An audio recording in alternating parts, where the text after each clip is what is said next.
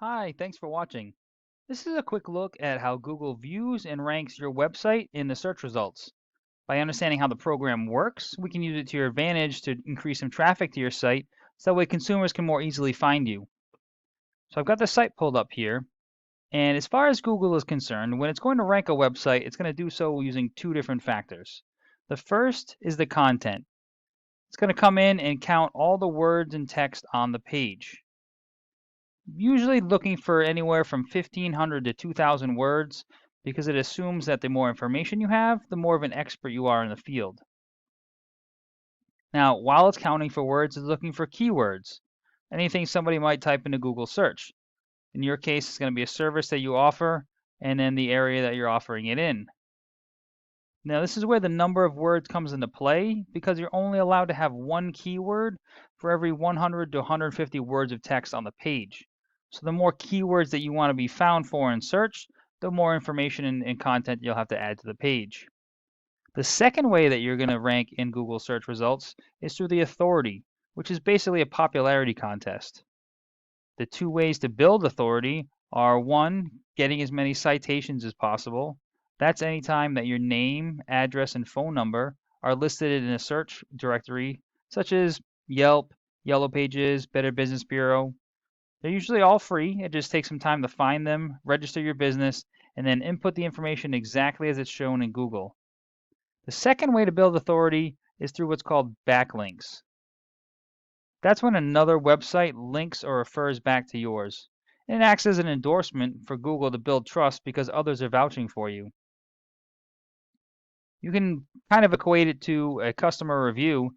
If you had 1,000 five-star reviews, a customer looking at you would think pretty highly of you. Google's doing the same thing, except it's using other websites to make this evaluation. So to see how this determines where you rank in web results, we go back to our search here. The first thing you're going to see come up is what's called the map pack.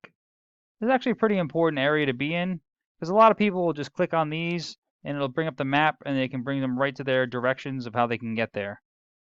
In order to be listed in here, you need to fill out your Google Business Profile, which is free. It's inside the Google Maps app, so you can do it right from a smartphone. You want to fill out as many fields as possible, including the services that you offer, the areas that you offer it in, even the hours of operation. Then you want to continuously add photos that are geotagged within the service area and upload those and some posts on a regular basis to your profile. Have customers leave some reviews, and then you want to get as many citations as possible. Those name, address, and phone number directories, you want to be listed in more directories than anybody else on this list. Then underneath that is what we call the organic search results.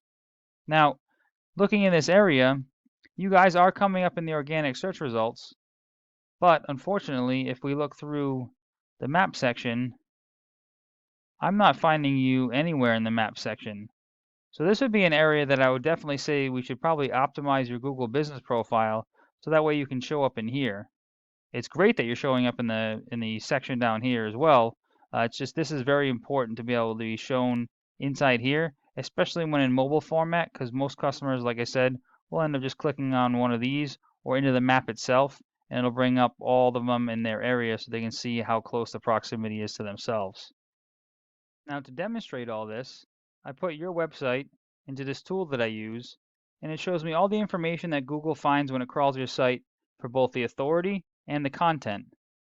Now just to define these terms a little bit, if the local news station did an article on the top 10 marijuana doctors in Rhode Island, and in that article there was a link that the reader could click and it would bring them to your website, that would be considered one referring domain or one referring site.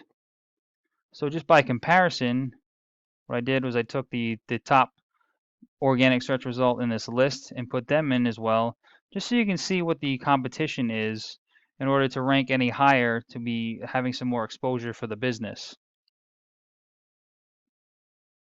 Now we can also take a look at the content. These are all the keywords and phrases that people are typing into the search.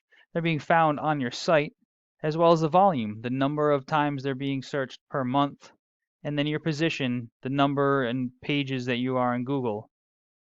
So this is where we do some research to find all the highest ranking or highest volume keywords and make sure that we're including those on your site. So for instance, Even though this is pluralized, which isn't very common, apparently it's being searched 500 times a month. Now you're on the 20th position, so that's going to put you at the bottom of the second or the top of the third page of Google. But what we could do is, because this is such a high volume keyword, we would make sure that this is included somewhere on the site, so that way you can rank for that keyword when it's searched. So there's 500 new patients that are searching for that word every month. Usually in most industries, we use a conservative estimate of 10% of those that see you will actually click or call your site. So that's a potential of 50 new patients every month just off of this one keyword, even though it's spelled incorrectly. This is where keyword research really comes in handy because it shows what people are actually searching into Google. So I hope this information was helpful and allows you to scale some of your online presence so you can gain some more traffic to be able to be connected with more patients. Please feel free to reach out if you have any questions or you would like some further details on anything that I went through. We could also talk about your goals as a business, and I can do some research to find out exactly what it would take for you to reach those. And I always do love getting feedback as well to find out if information like this is useful to you, so please let me know what you thought. Thanks, and I look forward to speaking with you.